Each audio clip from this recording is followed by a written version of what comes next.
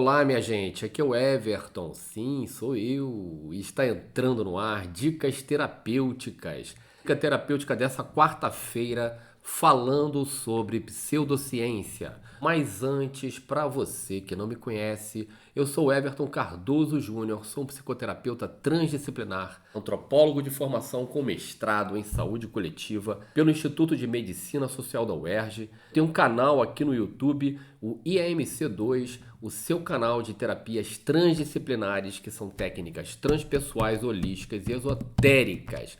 Vamos lá falando de pseudociência. Pseudociência, por que eu vou falar desse assunto, minha gente? Porque vira e mexe aí, né, as terapias holísticas, as práticas esotéricas, tipo astrologia, né, terapias holísticas tipo florais, homeopatia.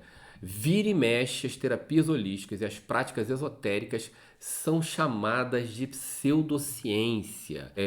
Mas vamos ver aqui, né, vamos conversar sobre isso aqui agora, né, que esse termo ele é completamente ridículo, inadequado e é preciso né, compreender um pouquinho mais profundamente a própria ciência para a gente saber o porquê disso, tá? Em primeiro lugar, gente, o que é a ciência? A ciência é um saber, né? É um sistema simbólico como qualquer conhecimento humano é. Um saber é uma representação de um conhecimento humano, um saber fantástico, incrível, maravilhoso. Que bom que nós temos a ciência. A ciência é muito, muito, muito, muito importante, tá?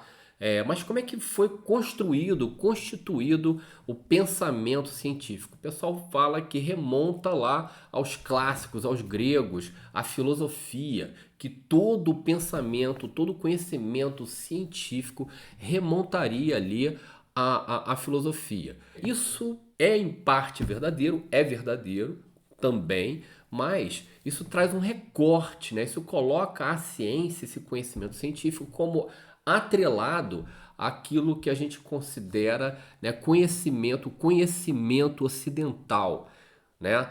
Se remonta aos gregos, porque filosofia existiam outras filosofias. Hoje em dia a gente compreende o pensamento chinês, o pensamento védico também como pensamentos filosóficos. Mas se você remonta ali aos clássicos gregos com o pensamento científico, então a gente já traz um certo recorte ali, uma certa construção. Estamos falando de um conhecimento ocidental. Isso já tem uma questão para o que a gente entende e considera como ciência hoje. Na realidade, o ser humano, em culturas diferentes, né, estava construindo ali as bases do que a gente entende hoje como ciência. Muitos dos personagens fundamentais numa certa história das ciências, né, foram indivíduos que eram cientistas nos termos do que a gente considera como científico hoje. Estou falando científico, aí vamos dar um recorte. Científico, né, um pensamento, um saber que esteja conectado aos paradigmas newtonianos e ou cartesianos. Newton e Descartes são dois grandes pensadores, pensadores que fundamentaram, né, tudo ali que a gente considera como conhecimento científico. Agora, olha que interessante. Newton, ele era um esoterista, ele era um cabalista. Os escritos de Newton sobre magia, eles foram mais numerosos, quantitativamente falando, do que os escritos sobre ciência. E Descartes era profundamente religioso. Existe um processo que está por trás do que se considera o advento do pensamento científico, que é um processo de desencantamento do mundo. Mas se a ciência está atrelada ali ao pensamento ocidental, se ela vem lá das questões dos primeiros filósofos dos gregos, ela também está conectada, está muito conectada a um certo ideário, a uma certa ideologia religiosa. Está conectada ao cristianismo. Justamente aí, esse processo de desencantamento no mundo, ele não começa com a ciência, ele produz o pensamento científico. Esse processo de desencantamento do mundo, ele começa na realidade com o cristianismo. É o cristianismo que que vai chegando, né, vai se expandindo especialmente a partir do momento que se torna religião do Estado romano, é ele quem vai dizer, né, o que é espiritual, o que não é espiritual, aquilo que é verdade espiritual e aquilo que é barbarismo, barbárie.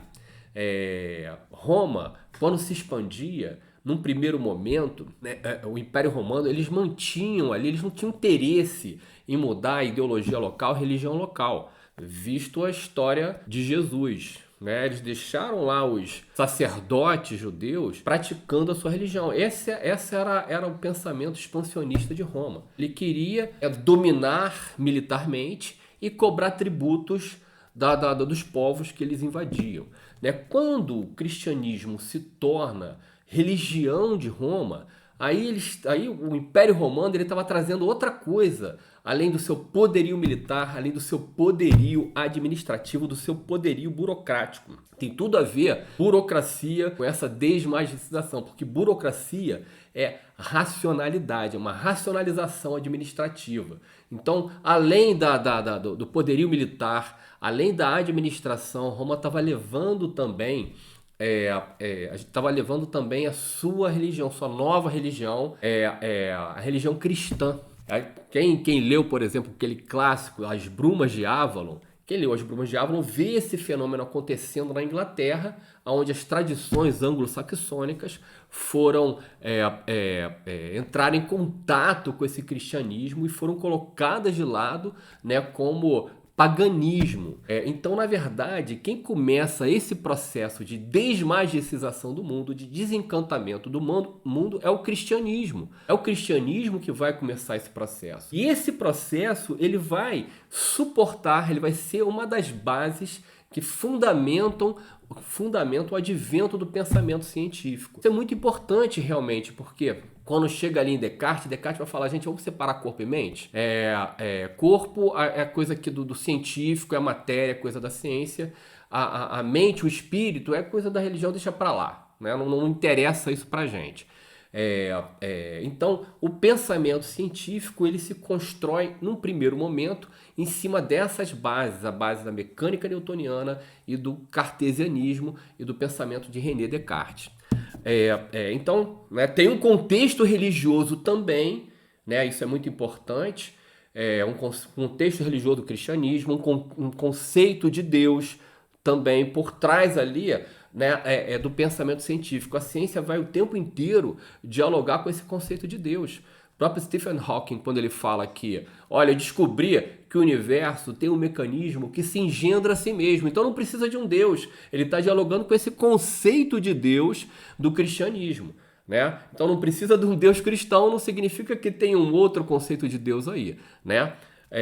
Então, uma coisa muito importante para se dizer sobre o pensamento científico é que o pensamento científico ele é o antidogma. Se tem uma coisa que a gente pode definir o pensamento científico, é que o pensamento científico é o antidogma. O pensamento científico veio inaugurar um novo processo heurístico, um novo processo de buscas de verdades e a se contrapor justamente ao dogmatismo religioso que não cabia qualquer discussão. O pensamento científico, ele vai lá, ele tá descobrindo o tempo inteiro, ele se baseia na pesquisa, ele é fragmentado porque é um pensamento dos especialistas, né? Porque o tempo inteiro você está colocando as verdades científicas em xeque. Então aquilo que a gente considera verdade científica hoje, não necessariamente será verdade científica amanhã. Quem fala disso muito bem é um físico que se torna um epistemólogo, um filósofo, que é o Thomas Kuhn, que tem um livro clássico que fala o nome do livro é As Estruturas das Revoluções Científicas. Ele vai estar falando sobre o desenvolvimento do pensamento científico, o desenvolvimento da ciência. Ele vai falar o seguinte, a ciência ela tem momentos de mudanças de paradigmas. Paradigmas são princípios teóricos estruturantes de um conhecimento, de um saber. Né? Então, a ciência tem momentos de mudanças paradigmáticas. A gente teve evolucionismo, teve funcionalismo, tiveram algumas escolas científicas, alguns movimentos dentro da ciência. E sempre que A ciência vai mudar, que um paradigma está ali para substituir outro paradigma.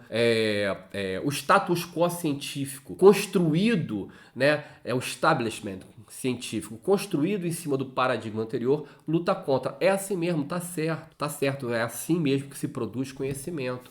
O conhecimento está estruturado de uma maneira, vem um novo paradigma, ele é testado, ele é combatido nesse sentido.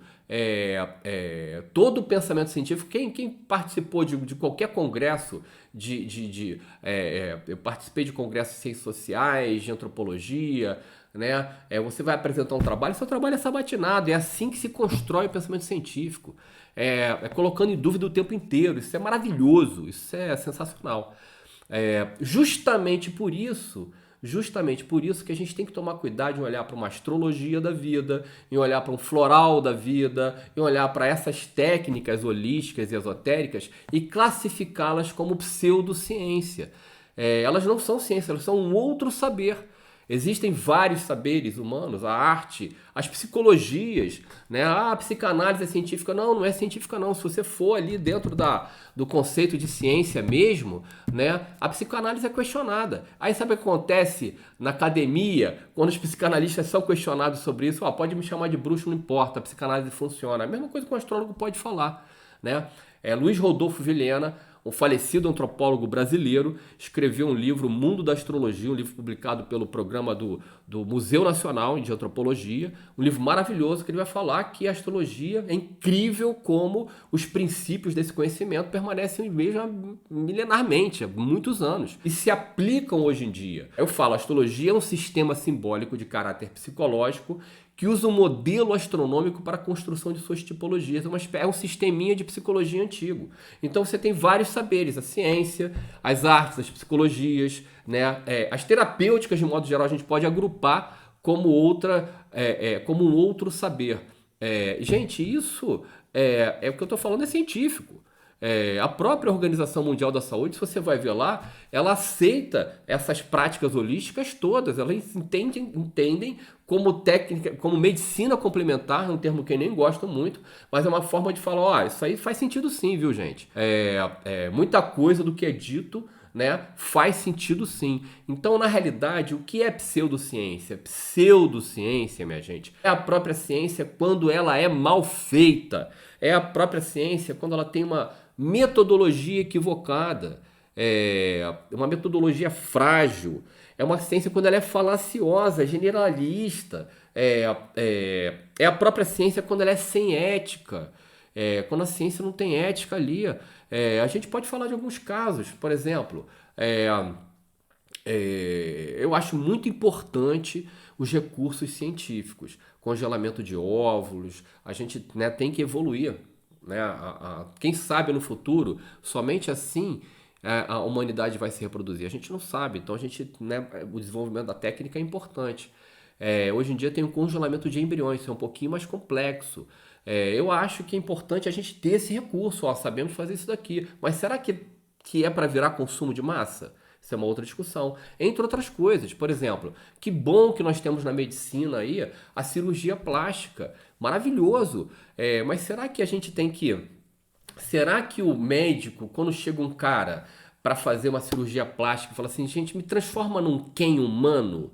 Será que o médico, se ele fosse cientista de verdade, o que ele ia ver? Esse cara tem problemas psicológicos. Esse cara tá precisando fazer terapia. Você faz terapia?